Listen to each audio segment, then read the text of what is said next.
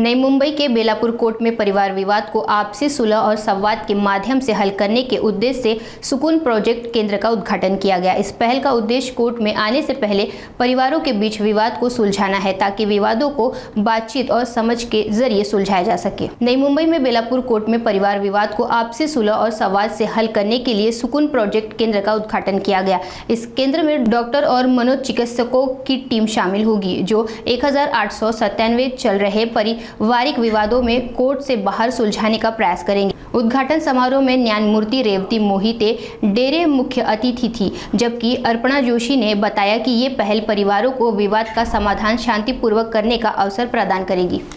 सुकून प्रोजेक्ट हे post litigation काउन्सिलिंगसाठी आहे। म्हणजे न्यायालयात दाखल झालेले जे प्रकरण आहेत, फक्त कौटुंबिक न्यायालयच नाही तर जिल्हा न्यायालय आणि JMFC यांच्याकडेही जितके डोमेस्टिक व्हायलन्सची वगैरे केसेस आहेत ते सगळे यांच्याकडे आम्ही रेफर करणार आहोत सामंजस्याने मिटवण्यासाठी।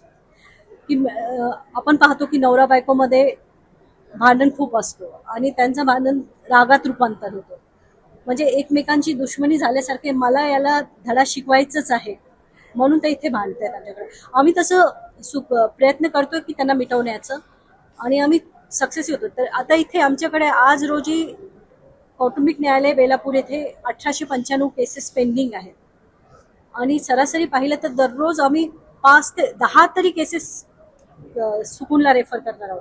आमच्याकडे ऑलरेडी मॅरेज काउन्सिलर्स आहेत जे रोजचे 20-25 मॅटर्स हँडल करतातच, काउन्सिलिंग करतेच। फॅमिली कोर्ट्स ॲक्टमध्ये काउन्सिलिंग हा एक कंपल्सरी मुद्दा आहे।